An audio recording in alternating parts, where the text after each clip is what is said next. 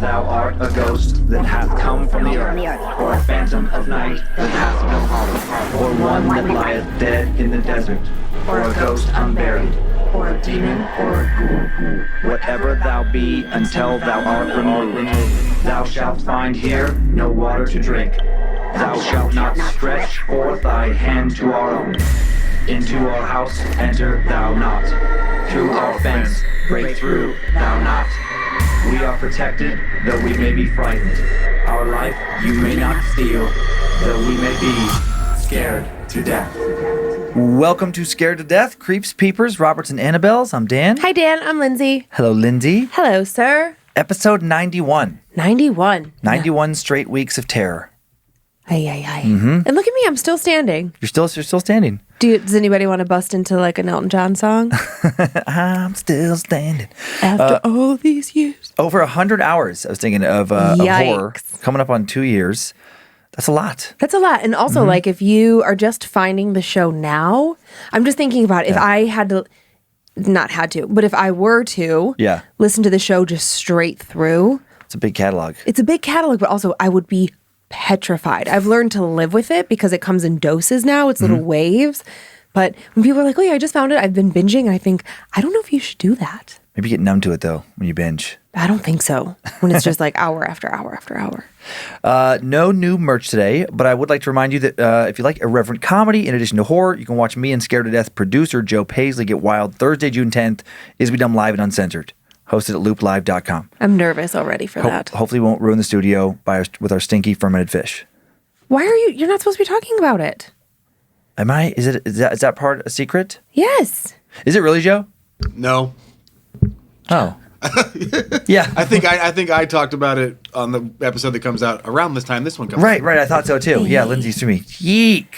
What is going on? I thought it was like a surprise, like terrible thing that you're going to do at the end. I don't know about the surprise part, but yeah. Well, clearly not. Virtual doors open at 6 p.m. Pacific time. Show starts at 6:30. And then wait until next week to announce our monthly charity. Yes. Based on some promises we've made to listeners, it will be in the Helping Pets/Animals nonprofit space. Yay, Aminanoles. And that's it for quick announcements. I have my 2 normal stories this week, and Lindsay doesn't have any. I don't want her to confuse me anymore, so let's just get started. No, how many stories do you have? I have nothing. Okay, good. I have 2 modern. No, really, how many do you have? I have nothing. Come on, stop. What if I like really forgot one week? I've had that happen where the night before I'm like, oh no, oh my God, did I do it? And then of course I did. I have 2 stories. I have a quick hitter. Do you remember that game that you would play as a kid, Bloody Mary? Yes. In the mirror. We're going to talk about that. Okay. And then we're going to talk about a haunted family or a haunted house. Okay. You decide. Is it attached to the family or the house? And I'm going to apologize right now. I know my dress sounds like this. A little crunchy. Maybe. I'm going to be really careful to try and like move like this. I have 2 modern encounter tales. While Lindsay tries to not move. Well, with possible troubled spirits that both seem to have their origins in both the 1950s and bad weather. 1950s and bad weather. Okay. Random weird. Total coincidence. The first story comes from South Carolina, a local legend from around the town of Walhalla. Does the spirit of a man who died in a plane crash over 60 years ago still not know he's dead? The second story, and I think the much scarier of the 2, comes from Toronto, Ontario. Did the ghost of a woman who died in a hurricane in the 50s reach out to a Canadian police officer on 2 separate occasions? Okay. And before that story, I didn't even know you could have hurricanes make it to Toronto. I know. I was like, did he say hurricane? I had to verify it in a few sources. I'm like, is this what? Oh, okay. Yeah, so I'll kind of mention that in the story too. Okay. I also thought, I'm like, did he mean tornado? But that still didn't feel right. No, a hurricane came up from the Atlantic and went across the southeastern U.S. and up through Pennsylvania and made it to Toronto. Probably skipped Ohio because we're better than that. Are you ready for some chills? I am. Okay. Quite a bit of setup on this first story. Plenty of time to settle in. Okay. No socks today? Oh, I was going to see if you would ask. I have little blue ones. These little guys, he has 1 ear. Cute. They remind me of these old ugly dolls they were called. I remember ugly dolls, and I loved them so much. They were before my time, but our kids had them.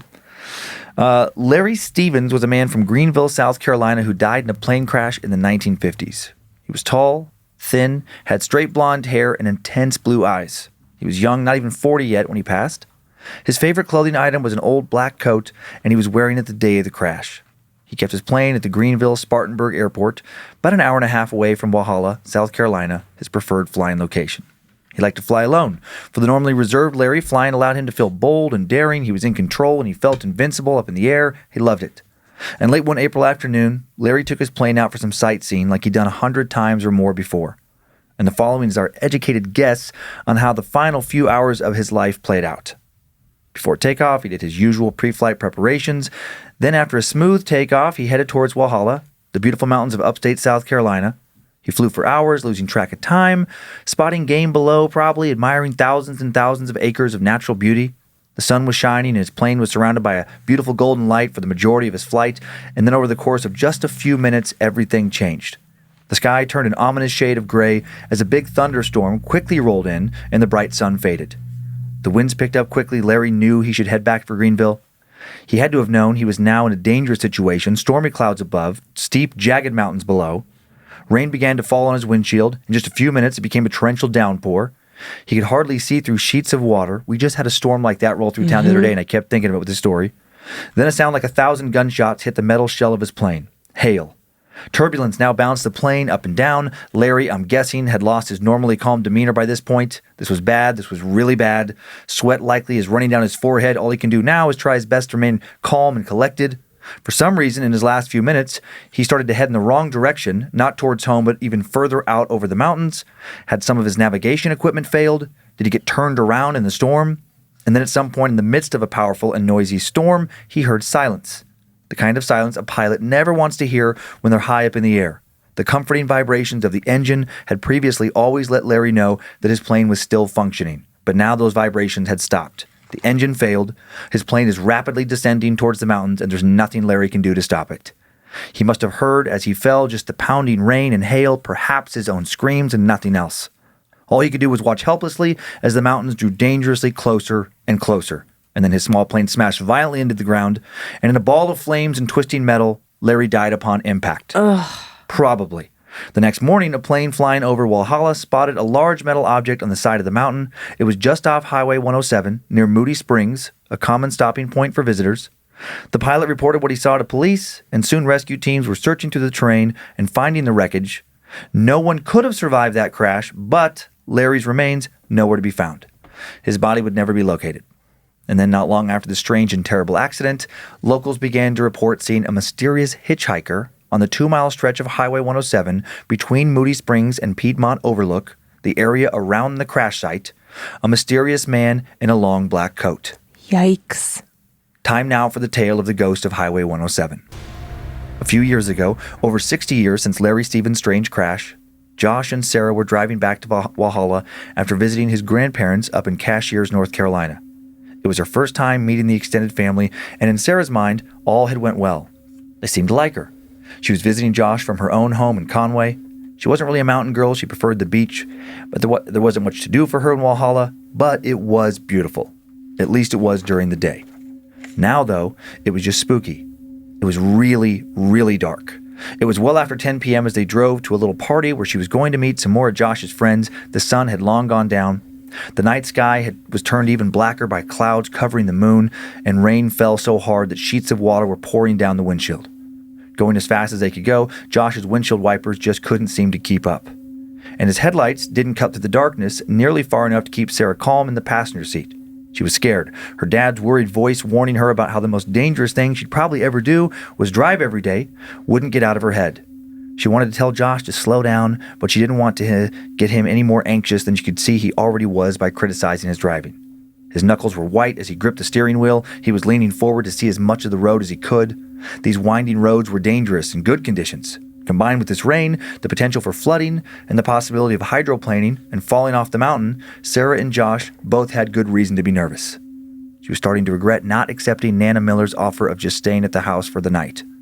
But Josh had told her about a party he'd been invited to. They both thought it would be fun. A fun night out would be the perfect way to end their visit. Sarah tried her best to think about how much fun the party was going to be and not think about the car spinning out of control and careening down off the side of the mountain. Josh sighed loudly with relief when he saw the sign for the Piedmont Overlook. "Thank God," he said. "We're almost home. Maybe 20 more minutes." Sarah nodded, turning her head to look out the window, not that she could see much. And then when Josh rounded the next curve, his headlights illuminated a dark figure standing at the edge of the overlook. "Josh, stop!" Sarah yelled as she pointed towards him, and Josh hit the brakes. "Is that a man?" he asked softly, mirroring her thoughts exactly. "I think so. What do you think he's doing out here?" "I don't know. I've driven this road 1,000 times and never seen a hitchhiker anywhere near here. Should we offer him a ride?" The mysterious man now noticed their headlights and turned to face them. He was hunched over, collar up, shielding himself from the rain. It looked like he was wearing some kind of long, shabby black coat. While continuing to stare at them, he took a few steps forward and Sarah flinched back into her seat. Something was off. Who was this guy? No normal person would be standing on the overlook at this time of night, would they? Where was his car? Despite red flag alarm bells going off loudly inside her head, Sarah, being a really good-natured and caring person, sometimes to a fault, felt compelled to do what she felt was the right thing. And she said, "I feel like we have to offer him a ride." Oh no. Josh seemed to be hearing his own alarms. He asked, clearly hoping for her to tell him to keep driving. "Are you sure? We can just drive away if you feel uncomfortable." She thought about it. She knew they both felt uncomfortable, but she decided they were probably just being dramatic. His car could have broken down up ahead. How heartless just to drive away and leave him out there in this torrential downpour. Also, everyone in Walhalla she'd met and had seemed so nice, and it was such a small town, Josh probably knew him, or at least knew the same people. He's probably a decent guy. And like all small towns, gossip spreads quickly. If word spread that Josh abandoned someone during a rainstorm like this, he might legitimately hear about it for years. "It's fine. Let's just ask him," said Sarah. Sarah rolled down her window and yelled out as loud as she could, "Need a ride?" The man stepped closer, and for a moment Sarah was stunned by his piercing blue eyes. Creepy, she thought to herself. They were so blue. And he didn't respond. Strange. "We're on our way to Walhalla. We can give you a ride there if you want," Josh now shouted at the man. He still didn't respond. But he did now take a few steps towards their car and leaned down to look in the window, eye level with Sarah. She felt frozen in place, hypnotized by his eyes. Something wasn't right. He had no expression on his face, no life in his eyes. His skin had an odd grayish hue. Sarah's heart pounded, adrenaline pumping through her as she gave a little smile and then he surprised her by speaking, "Yes, I'd appreciate it." His speech was robotic, completely lacking emotion. Click. Sarah jumped a bit, startled as Josh unlocked the doors. The man opened his back passenger door and slipped inside, folding himself into the small car. He was tall, his head brushing against the roof, knees bent at an awkward angle, water poured down his face, covering the seat. His coat was drenched and his pants caked in mud. Josh is going to be so annoyed later, Sarah thought. She couldn't stop looking at him in the rearview mirror. Josh couldn't stop eyeing him over either. Something about him seemed like it came from another time. His voice, his clothes, the expression on his face, or lack thereof. "I need to get to Moody Springs," the man said in that same monotone voice, interrupting Sarah's examination. He turned his head, stared out the window. Moody Springs was just 2 miles away. Thank God their ride would be short. "Are you sure?" Josh asked. "It's pouring rain. Don't you want to head back to town?" "I must stop there on my way home," he said coldly. That blank expression remained on his face, just as devoid of emotion or personality as his voice. It was hard to describe all of this. It was almost as if he was talking from a script and wouldn't say anything outside of the lines he'd set for himself. Sarah scrunched her eyebrows in confusion. Why did he want to be dropped off outside? Nobody lived at Moody Springs. She and Josh shared a look, both acknowledging that this guy was weird. Sarah looked again in the mirror at his face. His intense blue eyes were blank. They didn't seem to be focused on anything. Sarah could tell he wasn't really there with them. Finally, Josh shifted the car into drive, going a little too fast for the weather, eager to get this guy out of their car. After almost 5 long, painful minutes, it seemed like an hour, Josh pulled up to the springs. Sarah relaxed, tension she didn't even know she had leaving her body. As soon as the car came to a stop, the odd man sprung into action, unlocking the door, hopping out of the car without so much as even a thank you or a goodbye. And then as he stepped out into the storm, he disappeared, literally.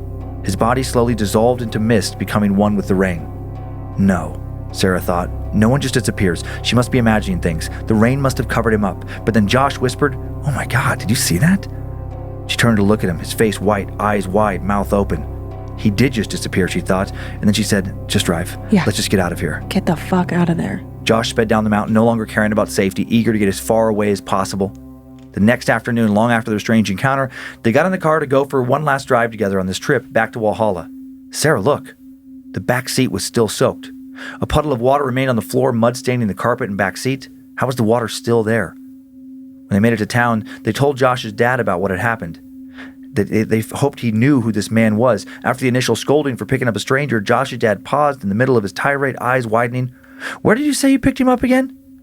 At the Overlook, Sarah answered. He shook his head from side to side incredulously. I'll be damned. You two picked up Larry Stevens. Who? Josh asked. Ghost. Larry died in a plane crash back in the 50s. I always thought the stories were bullshit. Dad, stop. You're trying to scare us. Josh was scared. His dad insisted he was telling the truth and sat them down for the tale of Larry Stevens' tragic plane crash death and how he'd become a ghost that now haunts Highway 107. Josh refused to listen, brushing the story off as an attempt to scare them. Sarah knew he was telling the truth. She was horrified that they'd picked up this stranger. She knew something was different about him. Now she knew why. Once she knew his story, she was actually more sad than scared. Poor Larry was lost. He'd been lost for so long. All he probably wanted was to get home, but instead, for reasons we can only guess at, he was cursed to roam around his death site, trying to pick up rides from helpful strangers to get home, only to be dropped off and keep repeating his quest to get back home. How long had he been stuck in that cycle? How long would he continue to be stuck in that cycle? Eternity? Would he ever get to find what he's looking for? That is creepy. Yeah, I was never picking up hitchhikers to begin with, just being a woman. I would never pick up a male hitchhiker being a female. Yeah. That's a stupid way to just put yourself in danger, possibly. But just in general, yeah, I wouldn't. This is the first story that a new researcher, person helping out on Scared to Death has found, Olivia Lee Grace. Yeah. She's worked on Time Suck for a little while. Yeah. And this is like one of many. The next one we're going to tell today is, I think, scarier. But I just love that, we talked about this on the bonus episode for this last month. But, we all have our kind of tendencies of what we tend to look at or look for. And she just knew this. This is from not too far from where she grew up. Oh, so it's just like a local urban legend. Yeah, like local lore. And she was like, oh, have you heard of this? And I was like, nope, I would have never, ever found that story. Right. Unless you found it like in some chat room or something, Yeah, that is so creepy. I know. And it is an interesting one where I did get the chills a few times, but not really scared. But it's kind of I'm scared. I just thought, just feel bad for this dude. It's If so you're scary, stuck though. in this weird loop. But that's still scary to me. Yeah. I'm going to look at hitchhikers very differently. The fact that would be so creepy, obviously, if you picked somebody up and then that was a weird hitchhiker, and then talked to somebody later and they were like, oh yeah, that was Larry Stevens. He died 60 years ago. And he just disappeared. I know. And that was a detail. It's like there's no payoff for that. It's just a weird detail of the crash. It's like, what the hell happened to it? There was nothing written about he was able to eject. I don't think his plane allowed for that option. Those little Cessnas and things that more, not hobby, like enthusiast, yeah, I guess. Plane. It is a hobby. Yeah. And especially back in the 50s, it's not from what I understand, it's not like they had, fancy ejection cockpits like a fighter pilot would have. Right. No, Your plane goes because I down, don't even you're think just going down. Yeah, I don't even think a Delta airplane has that. Yeah, true. Right? True. The captain goes down with his crew. Yeah. I like it because it's kind of another layer that we don't hear about a lot on the show. It's not trying to hurt you. It's not trying to really interact with you. Right. Yeah. It's just there doing its own thing and you happen to cross paths with it. It Right. wasn't crossing your path. Right. Right. It wasn't. That's a really valid point, Joe. Larry the ghost wasn't seeking out this couple or really anyone. He just happens to be there, and they just happen to be on that path. Because it's not like you go. Most people don't leave their home going for a drive seeking out hitchhikers. I did date this really weird guy in LA, and he loved to hitchhike. That was like his weird adrenaline high that he loved. And do you know who picked him up one night? No. Quentin. Wait. It was Quentin Tarantino? Quentin Tarantino picked him up, and then they spent the night drinking together, and then that was like the end of it. I was like, that is Crazy. the weirdest thing. But I worked out for him. I want to say at some point we heard Quentin Tarantino is an odd duck, and I think he loved to pick up hitchhikers. So it's just it was just a weird. But yeah, he would just hitchhike fucking up and down Sunset Strip like an idiot. Maybe Tarantino was working on his script for that Once Upon a Time in Hollywood. Maybe. Because that involves the Manson family. And at that time in Hollywood. But this would have been. That was huge hitchhikers. He would have been doing research about 15 years ago. Well, maybe. Yeah. Listen, you can sit on an idea for a really long time. Or maybe he was just infatuated with that era of Hollywood because that's how Charlie Manson met one of the Beach Boys. I can't remember which Beach Boy right now. Wilson? Yeah, I think Dennis Wilson maybe. But anyway, two of his followers were hitchhiking, got picked up by that dude. They introduced him to Charlie. That's right. And that's how Charlie like lived with it, like the weird Manson family Beach Boys connection. Yeah. Yeah. But just what a weird thing. Yeah. What a bizarre thing. When Joe said like, like you're interacting with it, it reminded me of like Red Dead Redemption type like video games, where they have like, you go to a certain part of the map and you encounter a character that's on like a loop out there. Oh yeah. Kind of like Westworld, like the TV show where it's like they're running their little programmed loop. And then you just happen to interact with them, as they do that loop. And if you left and came back, they'd be back there to redo the loop. Same thing. Yeah. Like Larry Stevens, like the real life version of just this loop. When is the next season of Westworld? What is Dolores up to? And so I was thinking about when they were driving in the horrible storm and white knuckle grip. When we moved from the second time, when we brought you up to Idaho from LA, and we did that, or was it the first one? Maybe it was the first drive when you brought me up, where it was like crazy. The U-Haul hitch wasn't. Oh yeah, it was the first one. I think the first one. It was going over the border between California and Oregon. Yeah, this Grants Pass area, and unexpectedly bad weather. We hit fog later on, closer to Coeur d'Alene, but there we hit some snow. Yeah, and we were driving. This little Honda CRV pulling a U-Haul trailer with a fucked up hitch. Yeah, because you had taken it down to Englewood. That was like the only place you could go to get the hitch installed.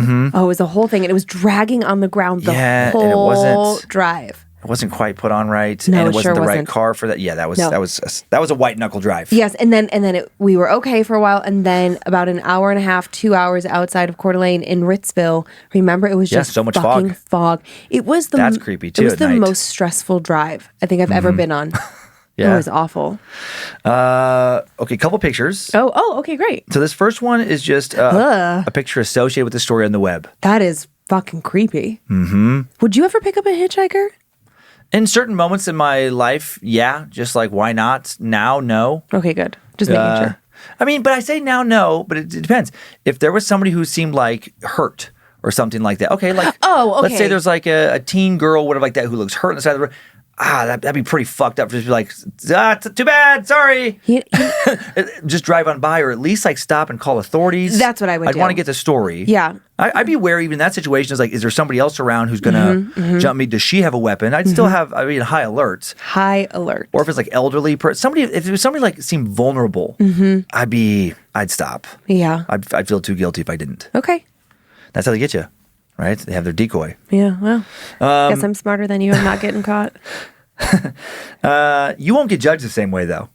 If like a bigger, just the way society works. If a bigger guy drives on past somebody compared to a smaller woman, I don't think the woman gets judged as much because people are like, well, she has more legitimate fears in that situation, rightly or wrongly. I think that's how society looks at it. I don't want to. If I drive by, I'm just a dick. If you drive by, it's like, well, she's protecting herself. You're kind of a. Anyways, I think. I'm just gonna let that one go. I don't want to have like a big conversation about it. Okay. This next one is a picture of the mountains near where Larry Stevens crashed. Oh, it's beautiful. Yeah, it is really pretty. Really, really pretty. And then this last picture, just a kind of like dark forest in the area. Again, it came up in some articles, but I was just thinking of like the forest he would have walked back into at night. There is something like growing up, we've talked about this before, but like where I grew up in Idaho, when you're driving out on a windy rural country road at night, it's very different than any road you're going to drive through in the city because it's just so dark. And especially when it's raining and the moon is blocked out and your high beams aren't working as effectively, it is really dark. Yet it's a weird thing here that I've always not understood about like the interstate that we live by, because I have always lived in large metropolis cities where there's so much streetlights. There are not lights on these freeways. It's so weird. Yeah. Or they're very dim or they're not consistent. Like if you're on a freeway in Cleveland, it's fucking lit up. Yeah. Here, I'm like, what? Do we just don't do that here? Oh, okay, fine. And then and then we're surrounded by mountains. It is significantly darker here where we live than anywhere else I've ever lived in my life. Yeah. And here is much lighter than Riggins. Like, it's like, there's just no lights around there. Yeah. So many creepy stories. Are you ready for the next creepy story? Yeah. Okay, I find the second story way more chill-inducing. Okay, we heading out to Canada. Fair amount of setup on this one. Okay. Hurricane Hazel struck Toronto on the afternoon of October 15th, 1954. The storm lasted all night and didn't end until the 16th. At the time, Hazel was the worst hurricane to ever hit Canada, Toronto's worst ever, most lethal natural disaster. Before making it to Canada, Hazel first hit Haiti, killing an estimated 400 to 1,000 people there, devastating the economy for several years. The hurricane later reached the Carolina coast with winds blowing up to 150 miles an hour. Wow. Killed almost 100 people as it moved across the U.S., merged with a cold front over Pennsylvania, and then bounced over to Toronto. Weird. Warnings were issued, but few people in Toronto had experienced a hurricane before. I mean, it's not near the ocean, and they didn't take the warnings very seriously. Then 7 inches of rain would fall in just 24 hours. Local rivers and streams flooded, spilled into the city. The first deaths were reported at 11 p.m. on October 15th when a car was swept into the Humber River, killing everyone inside. Oh, man. The winds reached gusts there up to 77 miles per hour. 1,800 families would become homeless, and 81 people would die. And the Humber Heights Consolidated School would be used as a temporary morgue. Humber Heights closed in 1982 and then became an adult learning and resource center, and it remains a historic landmark in Toronto. And many think that ever since the floods, it's been haunted. Do lost spirits remain inside the school, looking for someone to help them? Canadian law enforcement officer Chris Sensical certainly thinks so. He appeared on the TV show Paranormal 911 back in 2019 to tell his story of a spirit he encountered at Humber Heights. Time now for the tale of Still Screaming. October 17th, 2006, a cold and windy night in Toronto. Security officer Chris Sensical had just started working the graveyard shift. And early into his shift, he got his first call of the night. West Hill, truck 1164, please respond. 1164, copy. Chris engaged his focus. At least his shift wouldn't be as boring as yesterday when he did nothing but drive around in his truck all night. Alarm activation, 2245 Lawrence Avenue West, East entrance. Potential break-in, Chris thought to himself. He knew exactly where that was. Chris had been working, security or for Ontario law enforcement for the police for roughly 20 years. He'd handled most of the late-night security and safety calls related to about 700 schools and government-owned facilities throughout Toronto. He knew the particular school he had just gotten a call for Humber Heights Consolidated, a target for street gangs, drug dealers, and anyone who wanted to break in and steal something to support their habit. Later, when reflecting on this particular night, he'd remember thinking that it was just going to be another routine break-in, nothing he couldn't handle. By 2006, he felt like he'd seen it all, and he knew that usually just the sound of his truck pulling up and flashing some blue lights would be enough to scare any intruder scurrying. He'd most likely find the building abandoned. Generally, by the time he got the call that someone had broken in someplace, they were already leaving. Chris pulled in outside the east entrance of the school a few minutes after dispatch contacted him, and he completed what he called a proactive patrol. He shined his light around the front end of the building, and then spotted an open window on the second floor. Shit, he thought. He was surprised they would have gone in through the upper floor. That would take some work, but there might actually be someone to deal with inside this time. Chris now felt himself a bit on edge, not really worried yet, just adrenaline starting to pump through his veins, and he prepared himself to investigate a real potential threat. Then, as he got out of the truck and approached the entrance, he started to feel unusually uncomfortable, and he couldn't understand why. He'd been to this exact location numerous times over the years, responding to the exact same type of call, and nothing terrible had ever happened to him. So why worry now? Something just felt off. That open window now looming over him seemed like a warning somehow. Chris tried to shake off the apprehension he now felt, but he couldn't. He hadn't let it stop him from doing his job, though, and he walked into the school, or he wouldn't, and he walked into school on high alert. As he walked in, he found himself thinking thoughts he almost never thought. He thought about how he was all alone. Any backup would be several miles away. He thought about how all he had for protection was handcuffs, expandable batons, a protective vest, and a flashlight. He thought about how suddenly all that didn't feel like nearly enough. As he stepped inside, he felt, quote, a factor of creepiness. He knew he first needed to locate the master keys in the mechanical room in order to access the classrooms, so that's where he headed. As he made his way there, he listened for sounds that would reveal an intruder, and he hoped like hell he didn't hear any. He lowered the volume on his radio so he could be as stealthy as possible as he prowled around the school. Soon, he reached the mechanical room without any problems and retrieved the keys. He thought maybe he was getting worked up for nothing. Or maybe not. Everything still just felt really off. Chris held the keys tightly so they wouldn't jingle as he now walked to the building towards the classrooms, and as he headed up the stairs, he finally heard something. He thought he heard footsteps on the second floor, directly above where he now stood. He suddenly wanted to leave. His body was telling him to get out. But if he did that, he better keep moving all the way back to his job's headquarters and hand in his security badge. Again, it was his job to be there. It was literally his job to deal with situations that would terrify a lot of people. Still, he really wanted to call it a night. More thoughts that almost never floated around in his head now did. He found himself worrying that he might be walking into an ambush. Should he call for backup? No. There was actually no evidence that he was walking into an ambush. None whatsoever, just irrational fear floating around in his head. Chris proceeded to check each classroom for signs of intrusion or activity. Everything seemed secure. But then when he turned the last corner, he saw an open door at the end of that hall. He entered the classroom it led to and saw the open window he'd seen outside, and his stomach dropped. There were no signs of forced entry or vandalism. Nothing was knocked over, out of place, no signs of any criminal activity. Chris closed the window, snapping the lock into place, and just as he began to tell himself that maybe someone from the school had left the window open, a sound that gave him goosebumps pierced through the silence. Was that crying? Yes, it was. A young woman sobbing. It was loud enough that it seemed like she was in the room with him, or at least very close by. Chris looked all around, behind the desk, in the cupboard, then down the hall, nothing. But he could still hear her crying. Where was she? He needed to find this woman. She might be hurt and need his help. And then once again, Chris heard the sound of creaking wood floors and footsteps out in the hallway. Slow and heavy now, too loud to be any kind of an animal. Curiously, not coming from the same direction as the woman crying. What was going on? He cautiously now stepped out into the hall, locked the door to the classroom behind him, and started making his way back to the stairs. And then a deafening crash almost gave him a heart attack. A large bookcase had fallen over right behind him. He frantically scanned the area, spinning in circles as he tried to find someone, anyone. Where could they be? The classrooms were now all locked. The only person who could be here in the hall with him, or the only person that could be around him had to be in the hall, but no one was there. He didn't know what to make all of this. At this point, something supernatural still hadn't crossed Chris's mind. I can't read today. He'd been a skeptic all his life, and he was holding on to that skepticism now for dear life. But then a really strong intuition hit him, and he was suddenly certain there was no living person in the building besides him, the steps, the crying. There was something else. Chris now thought he must be dealing with something inhuman. And now he was scared for a new reason. From what he'd heard about ghosts, he knew it took a massive amount of energy for them to move something as heavy as a bookcase. This thing could hurt him, or worse. Why? Why would this thing want to hurt him? Chris heard the same footsteps now, moving at their slow, stomping pace again. Thud, thud, thud. He tried to breathe as quietly as possible. It sounded like the footsteps were heading back towards the same classroom he had just locked that window in. Shit.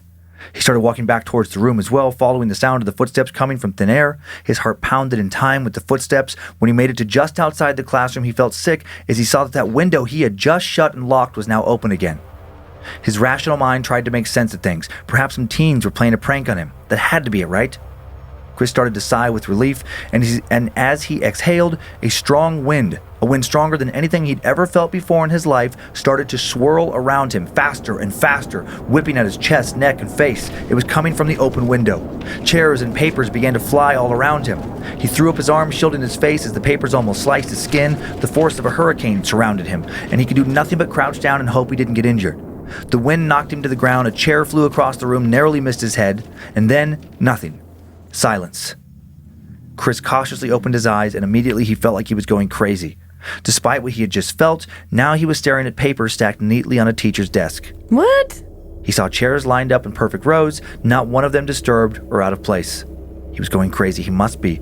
You need some sleep, Chris, he told himself.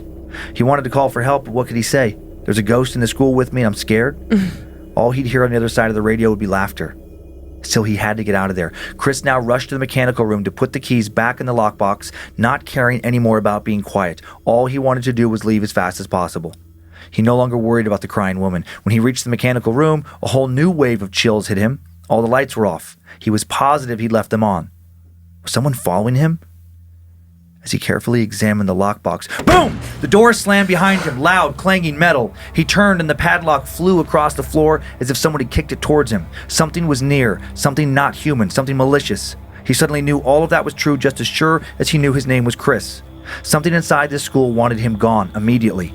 Chris returned the key to the lockbox as fast as he could, and then as he spun around to exit the room, he could hear those footsteps above him, faster this time, coming towards him. Thud, thud, thud, thud, thud, thud, thud, thud, thud. Much to his relief, the entity had slammed the door but not locked him inside the boiler room.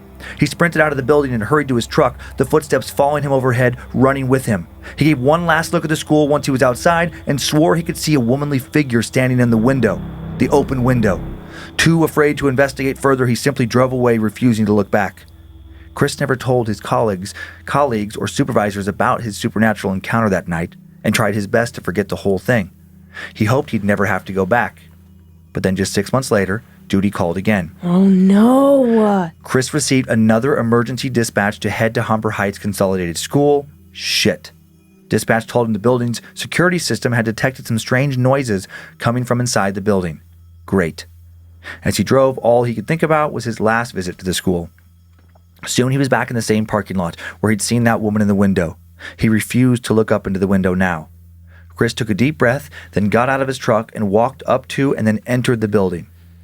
He was here because the school had just installed a new alarm system complete with microphones inside the building, and the Central Station Security Monitoring Company would listen in for the sound of voices, broken glass, or any signs of intrusion. And tonight, the microphones detected some unusual noises in the auditorium. The location made Chris feel a little better. The ghost he was still trying and failing to convince himself he hadn't previously encountered had been upstairs in one of the classrooms. He hoped it wouldn't bother him if he didn't head up there. And he entered the auditorium to investigate. But then he started to feel a sinking feeling in the pit of his stomach. It grew worse as he descended the ramp to the stage. He checked backstage, bracing himself to see something he'd never be able to unsee, something that would haunt his dreams forever. And then he sighed with relief. Nothing. The security technology must have glitched. No one was there. He wondered if maybe the microphones they installed had picked up some noise from outside the building.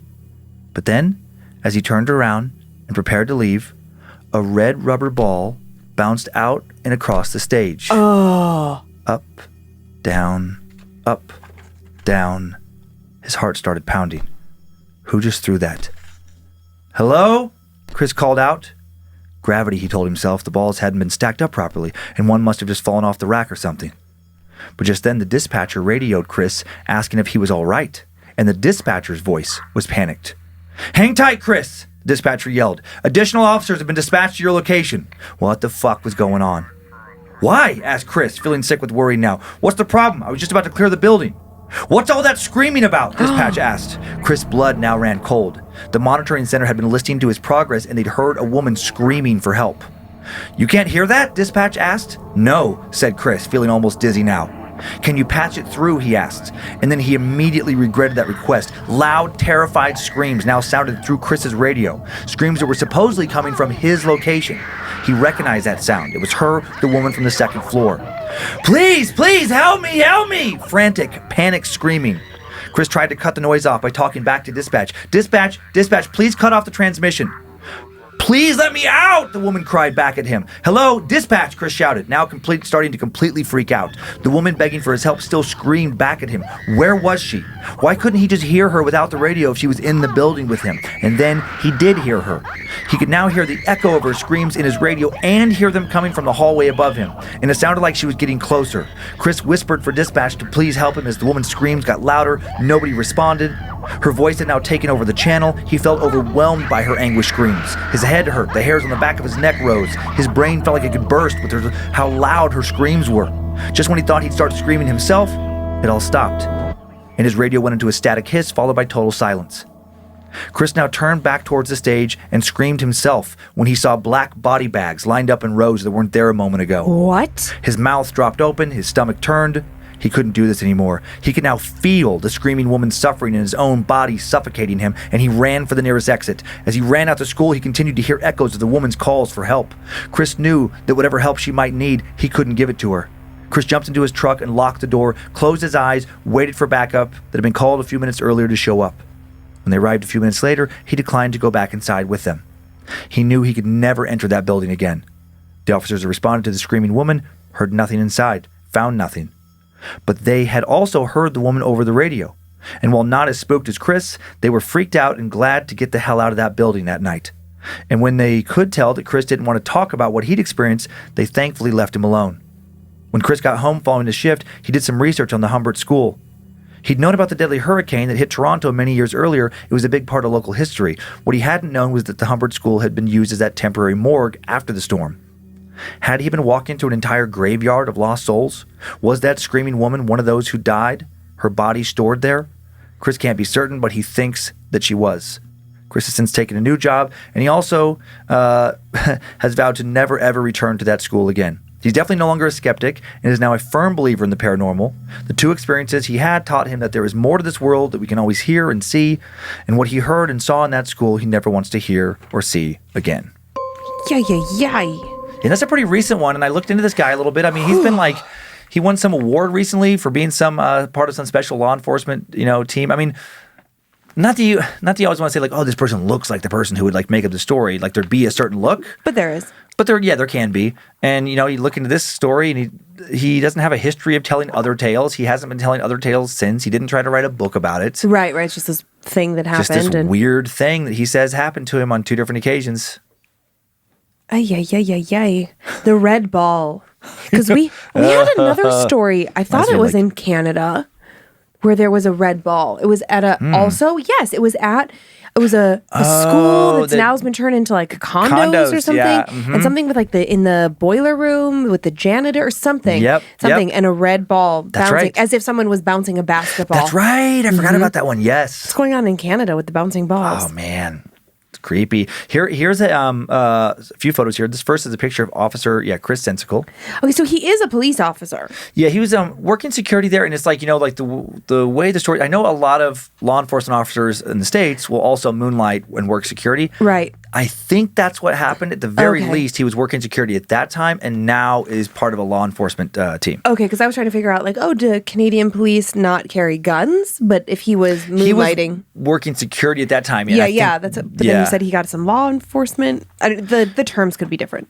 Yeah. I mean, certain officers I know carry guns up there. Just, seeing pictures, and there's been, where incidents where they've had to shoot or all that stuff. But yeah, he didn't mention having one when he got called. Whatever he may have been working law enforcement also, but was working security for that particular job. Here's an old photo of the Humber Heights Consolidated School. That's a big ass school. I know. And what a weird name. The Humber Heights Consolidated School? What does that fucking mean? I don't know the origin of that Is that name. like, it used to be one school over here with kindergarbage and like, and then one school over here that was, middle school, and then they consolidated them? Like, I feel like it's got to be that simple. I love it when you tease Monroe about kindergarbage. Kindergarbage? Are you going to kindergarbage? And she gets so mad. It's kindergarten. It's kindergarten. Oh, you're going to kindergarbage. No. I am not. That's why I told her she was going to learn to be a garbage man. All little kids get mad about that. I say it to all little kids, and they are furious. Yeah, when you don't call it the right thing. Yeah. And it seems like you're making fun of it. Mm-hmm. It's great. No, it's very important, kindergarten. It is. The school is no longer a school. It is now, I believe, the Schlegel Villages, like a retirement community. Retirement community? Mm-hmm. Okay. So that's it now. And then, not sure how looking for more pictures of this former school led me to this GIF. It might be from one of the Paranormal Activity movies. Nothing to do with today's story. I just wanted to show it to you. Okay. So I thought it was very creepy. I think I've seen this one. Oh, have you? Yeah. I just didn't like how the invisible force drags her out of the room. I'm like, Gah. And whenever it's like the night cam footage and something like near a baby, it just creeps me out. It's weird that the baby's not moving. That's what Joe was saying. Joe was like, man, that's a calm baby. I know. And then we were joking that the baby's attitude was like, well, better you than me. Well, and sorry, Mom. Tough also, break. can you see on the door? Yeah. There's like a skull face reflection or something, or is that our studio backdrop bleeding through the image? I can't tell. I can't tell. Oh, well, I see a face. Ay. Oh. So those are my stories. Okay. Well, that was fun. Yeah. Oh, yeah. That skull face image was definitely in the photograph. It was not the backdrop here. I feel like you got some chills in the last one. Yeah, it was creepy. Mm-hmm. Because, there's not... words are hard. There's nothing you can do. You have to do your job. Right? Right. In that situation. Well, he could opt not to, but... And that was an interesting thing I hadn't thought of before, when... like a law enforcement officer has a really terrible experience in like a haunted home, building or whatever. Right. And then they keep getting called back there. Right. They don't want to be there. Right. But you can't just not go because I'm scared. Oh my God. Like you don't get to do that in that job and keep your job. Chris is right. His colleagues would have had a field Oh my day. God. They would have probably never stopped. So scared. Oh, poor Chris. Oh yeah. You don't want that reputation. No, you do not. Well, I'm also ready to take you to a dark, scary room. Okay. Are you ready? I am. So you have played Bloody Mary? I can't remember. No, I am familiar with the game Bloody Mary, but I never played it when I was a kid. I really want you to do it. Okay. I want you to. I like how you're like, don't touch a Ouija board, but I want you to play Bloody Mary. Because you're already afraid of mirrors and you have to do this into a mirror. I know, which is why I didn't do it as a kid Oh, either. man. Joe, would you be willing to go in the bathroom with Dan after this? What? Yes. And We then- play Bloody Mary, but also Candyman. Remember, that was the same one. I don't Into the remember mirror. Candyman. Variation on the same game, I think, yeah. You say Candyman into Three the mirror times. 3 times. And he pops up behind you and he slits your throat or Is something. it like Beetlejuice? I wish Beetlejuice showed up. When I we know! played. No, he That'd be seems fucking great. awesome. He's a fun ghost. He's a I fun would- guy. I would When's that love- remake coming out, by the way? Oh, yeah, I heard about that. I heard about it like 3 years ago. Where I is don't it? remember that. Yeah, I think it's going to be COVID. the same cast, too, right? Yeah, I Michael think so. Keaton and Really? everything? Jamie Lee Curtis, right? No. What am I thinking? Oh, that's Halloween. I think Helen Hunt was Helen in Hunt? Beetlejuice. Well, No, it wasn't Helen Hunt either. I can't remember. Who it was. Like Help us. it was Alec, Gina Davis? Gina Davis, maybe, and then Alec Baldwin. Oh, man. And then- Segura? and No, then, Tom Segura. Winona- Tom Segura. Tom Segura. No, from Winona Riverdale. Ryder. Dane Cook was the Beetlejuice. No, what was Winona Ryder. Winona Ryder. There we go. Yeah. Goodbye. Bye. Bye. Or Winona, yeah. I just think that if you go in the bathroom after this, close the door, Logan can stand guard so that no one else in the building comes in. You can play it and Joe can video it and we can see what happens. I don't know. I'll think about it. Mr. Oh, I want to play with a Ouija board. What a weird way think for the about it. whole business to collapse. Exactly. Oh my Dan God. dies from Bloody Mary. And then it gets Aw, man. It's like a heart. Kind of great. Going out with a bang. Exactly. You get it. They would rule it as like a heart attack or stroke or something, but like. But we yeah. all know something different happened. exactly. Yeah. Well, I've definitely played Bloody Mary, and it's fucking terrifying.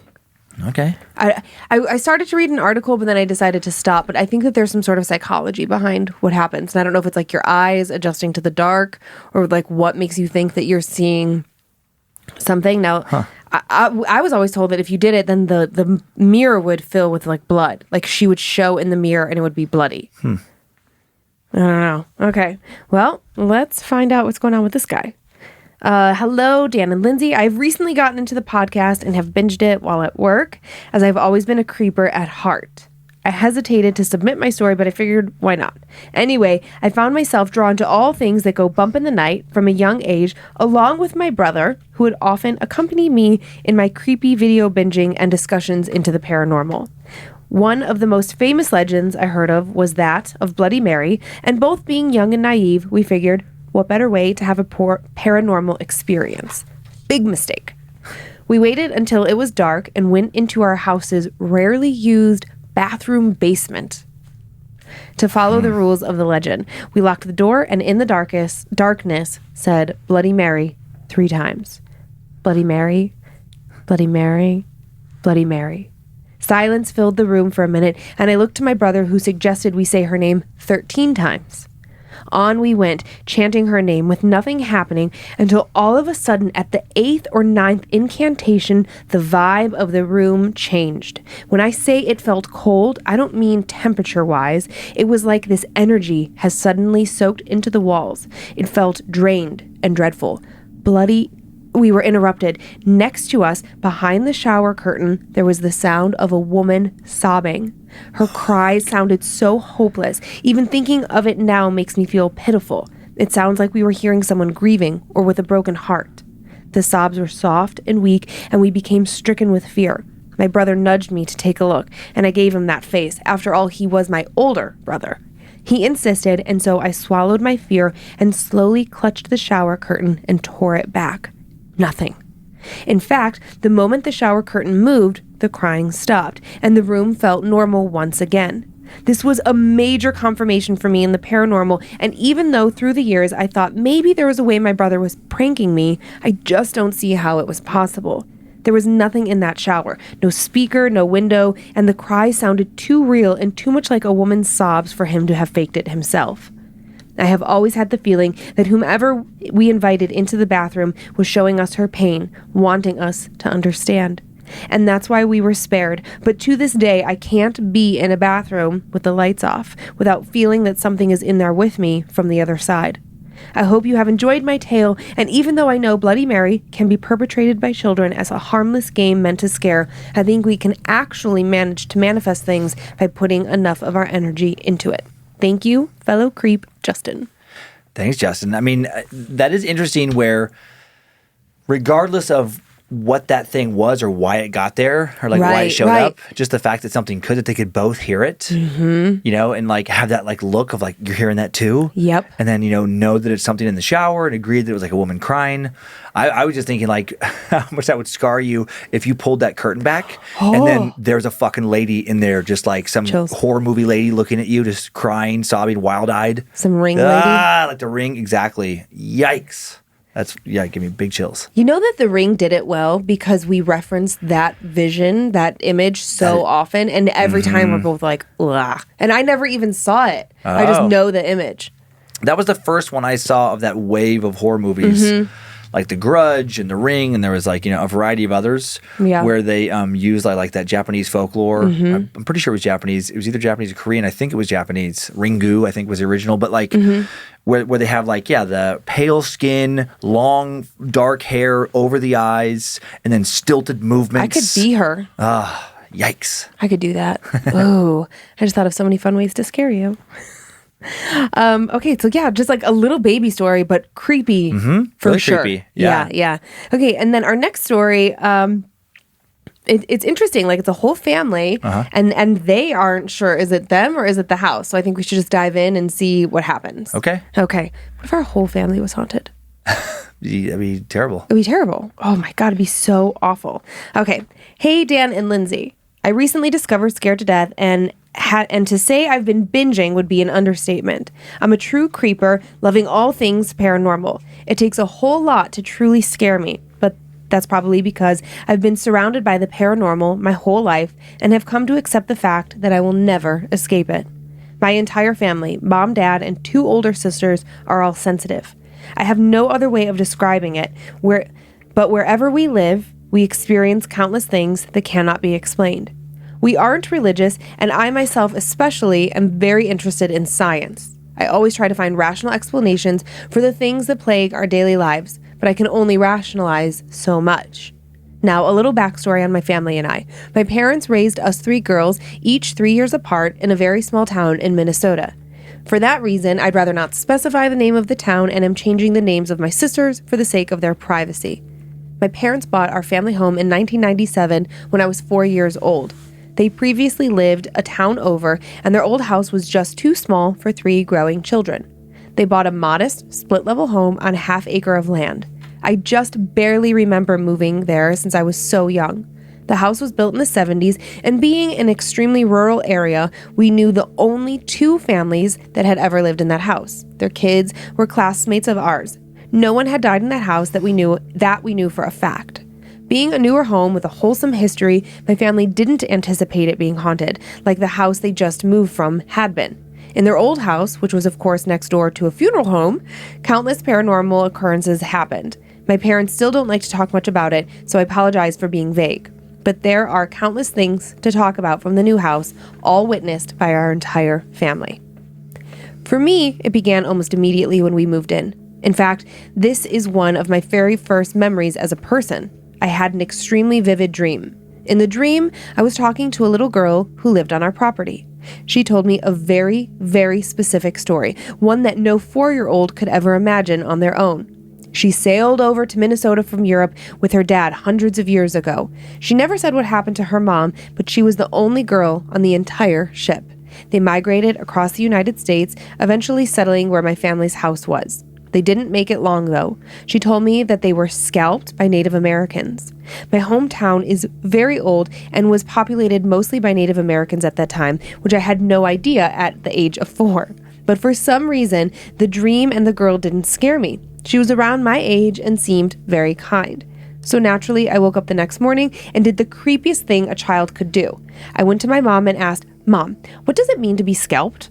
She was shocked, to say the least, and asked me where I had even heard that word. I said, "Oh, the little girl in my dream told me she was scalped here. She lives in the house and she seems really nice."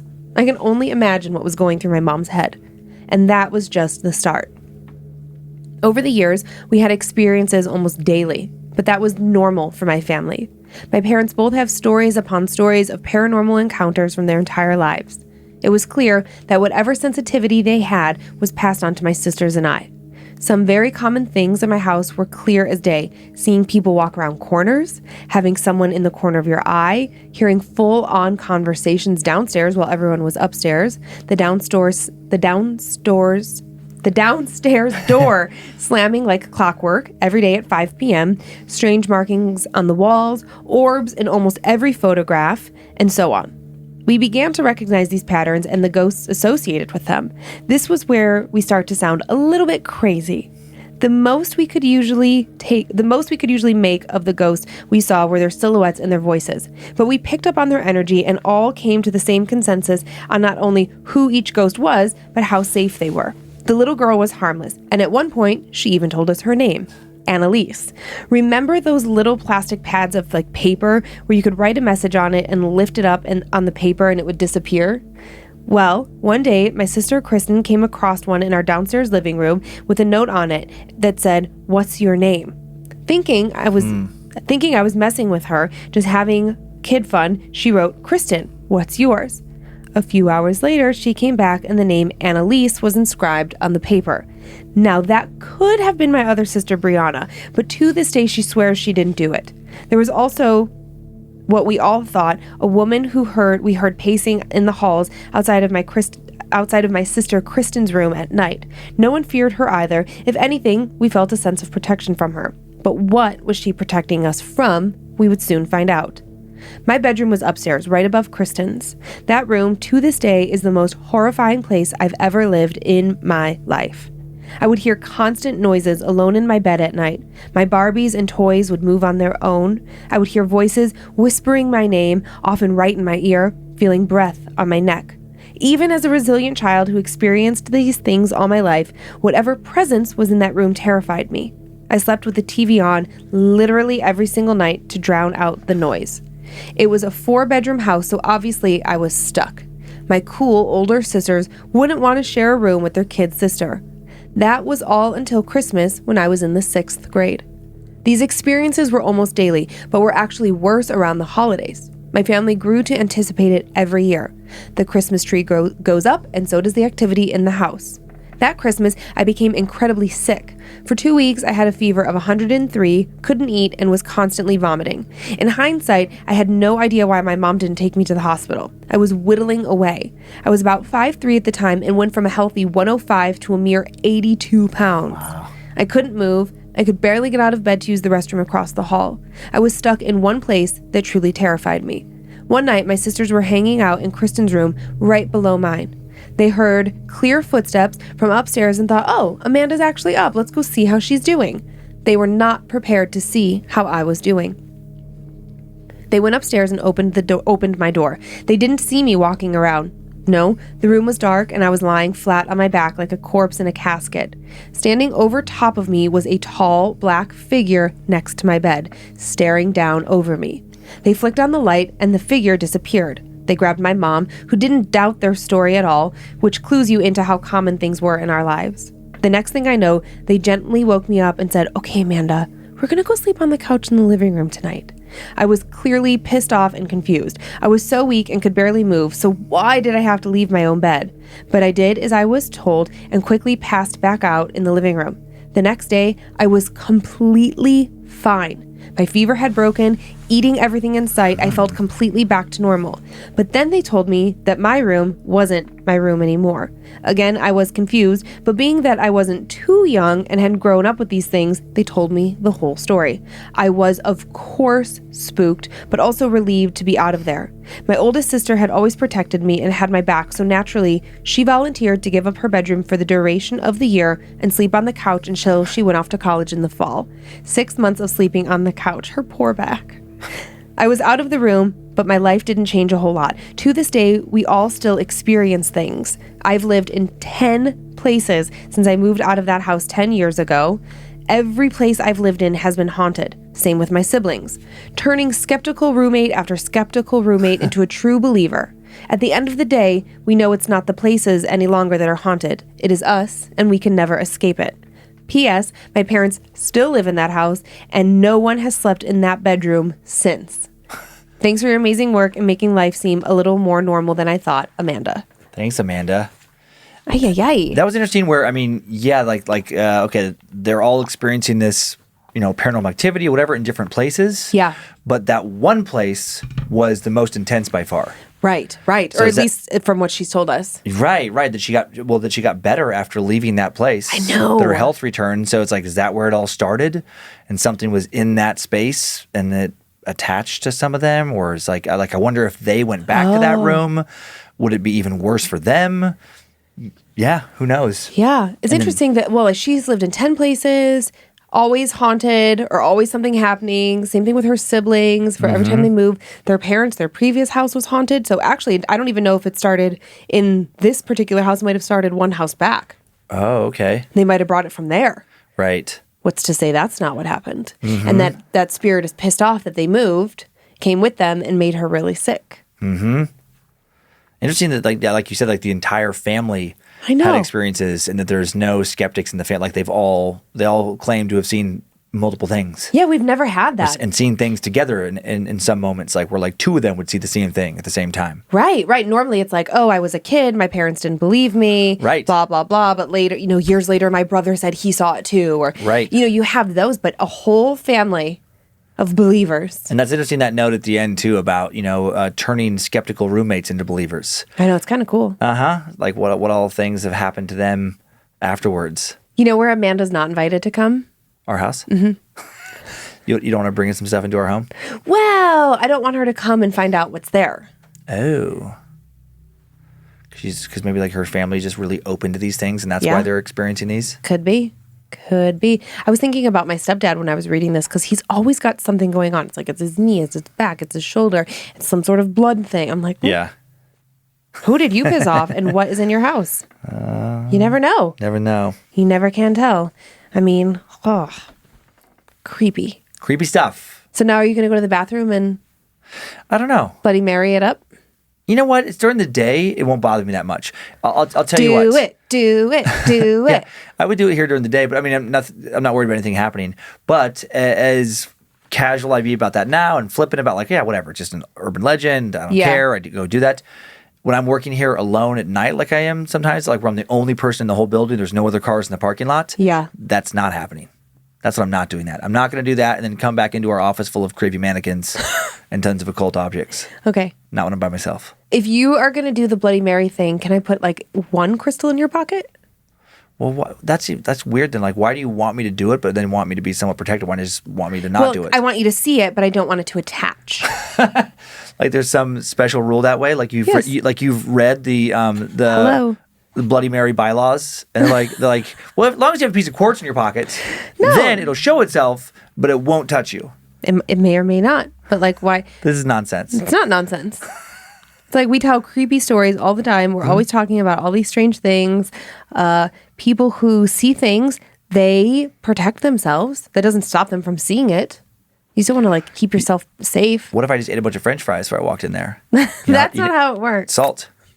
Then my whole body is full of salt. Oh my protective God. salt. I love the other day, I was in in our bathroom getting ready, and you were stretching, and you had your hands on the door frame. You're kind of doing that Right, back I was like, stretch. what the hell is You're this? what's this? And then I got so angry. You're like, what the? I was like, put the salt back. Put it back. You're like, it's just a rock. No, it's a little piece of salt. I know. I love that there is salt on top of our doorways. Every single doorway. Every single If that protective doorway. salt, maybe... Actually, it's kind of nice to have because I do love salt. And if we ever ran out of salt, and I'm making some French fries or something for myself, I could just go to the doorway. You have never made and then French fries. What are you fucking talking about? I have a few times frozen. I've put some frozen ones on a tray and put them in the oven. Oh. And then I can just crumble up some of that doorway salt and put it on my food. Probably has extra flavor, dust. Baby, it's been there taste for all that protection. so long. Walking around though, don't bring the salt to the French fries. Bring the French fries to the salt. So you're walking around just At one dabbing it fry. on top of all the door frames. Just bopping them on there. Yummy. Ridiculous. Do you want to do some Annabelle shout-outs? I do. Me first? Or you first? I'll go first. Okay, go. Let's break it up. I would like to thank the following awesome Annabelles for supporting the show. Shauna, no last name, Nick Rasmussen, Michelle Grigg, Samantha Schroll, Ace 2014508.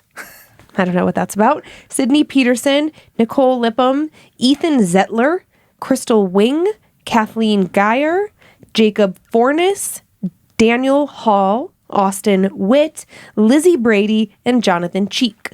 Thank you. I would like to welcome. thank the additional Annabelles for supporting us on Patreon. Justin Shore, Ashley Flores, Tucker Souse, Sabrina Mendiola, Nicholas Hartman, Tim Hayashi, Gloria Yost, Carly Completo, Aaron Warshauer, Brandon Healy, Anthony Caleo, Jude Burton, Alejandro Graciano, James Dickus.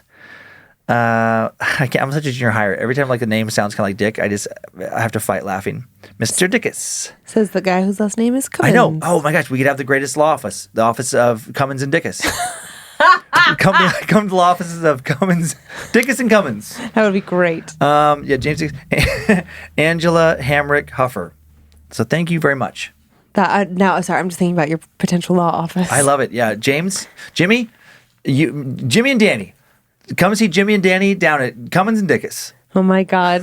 That's awesome. That is awesome. I also feel like I now want future Annabellers to make up ridiculously, preposterously difficult names that just are nonsense. So I really can't pronounce them? With no vowels, those kinds of names. Like that you're Icelandic what? names where you're like, how does this word have 27? It has all the consonants, but no vowels. So funny. Who made up consonants and vowels? Where does that come from? Do you know? Jimmy Dickus. I'm gonna Google that after this. Okay. I have a few spoopy shout outs. To Sterling from Shannon, happy 24th birthday. 24. Nice. To Tanner from Sydney, congrats on graduation and your new big boy job. To Colton from Sarah, happy anniversary. To May from D-Dubs, happy belated birthday. And to Cody from Amanda, thanks for being the best brother-in-law ever. That's sweet. And that is all for today. Please keep sending in your personal tales of terror to mystory@scaredtodeathpodcast.com. Please keep emailing us for everything else, info@scaredtodeathpodcast.com. Maybe don't pick up hitchhikers this week. Maybe not. Thanks to Logan Keith on social media and doing the badmagicmerch.com merch design, store at badmagicproductions.com for customer service. And thanks to Olivia Lee for curating today's stories. Both of those were ones she had found. A round of applause. First time, she did great. Sophie has not gone anywhere, by the way. We just now have additional help. We have Sarah Finch and Olivia Lee to keep things interesting as the catalog grows bigger. Thanks to Joe Paisley for producing, directing today, Zach Cohen for custom soundbed creation, Heather Rylander for organizing the My Story emails. Subscribe to Bad Magic Productions on YouTube if you'd like to watch the show. Almost 75,000 subscribers there, so that's awesome. Wow. Yeah, a small fraction of listeners compared to the podcast, but still getting to be a pretty decent number. Excited about that. That's crazy. Follow us on Facebook and Instagram if you want more content, @Scared to Death Podcast. And that's where you see the pictures also that we talk about in each show. And we have a private Facebook group, Creeps and Peepers. Thanks to Liz Hernandez for moderating that. And if you don't want to hear more ads and you want monthly bonus episodes, check us out on Patreon. And enjoy your nightmares, Creeps and Peepers. Hope you were scared to death. If spirits threaten me in this place, fight water by water and fire by fire. Banish their souls into nothingness and remove their powers until the last trace. Let these evil beings flee through time and space. Evil may pass through, but hath no home here within, scared to death.